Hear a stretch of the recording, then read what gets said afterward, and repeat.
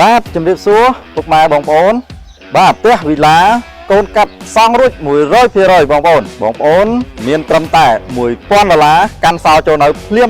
រឹតតែពិសេសនោះគឺបងប្រចាំខែបងប្អូនត្រឹមតែ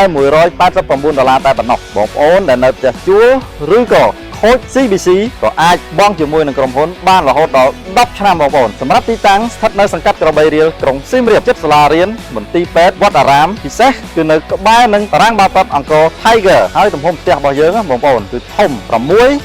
8 ម៉ែត្រនៅសល់ខាងមុខ6 ម៉ែត្រអាចចតឡានបាន2គ្រឿងហើយខាងក្រោយផ្ទះគឺនៅសល់2 ម៉ែត្របងប្អូនបន្ទប់គេង2បន្ទប់ទឹក2បន្ទប់ទទួលភ្ញៀវធំទូលាយបងប្អូនរស់រានឡើងបងប្អូនមានត្រឹមតែ$1000តែប៉ុណ្ណោះបងប្អូនកាន់សោចូលនៅភ្លាមហើយបងប្រចាំខែតិចមែនតើបងប្អូនត្រឹមតែ$189តែប៉ុណ្ណោះបាទសម្រាប់បងប្អូនដែលមានចំណាប់អារម្មណ៍បាទតំណាក់តំណងមកឥឡូវនេះតាមរយៈលេខទូរស័ព្ទខាងក្រោមបាទពេលនេះខ្ញុំបាទធីរុំសូមអរគុណសូមជម្រាបលា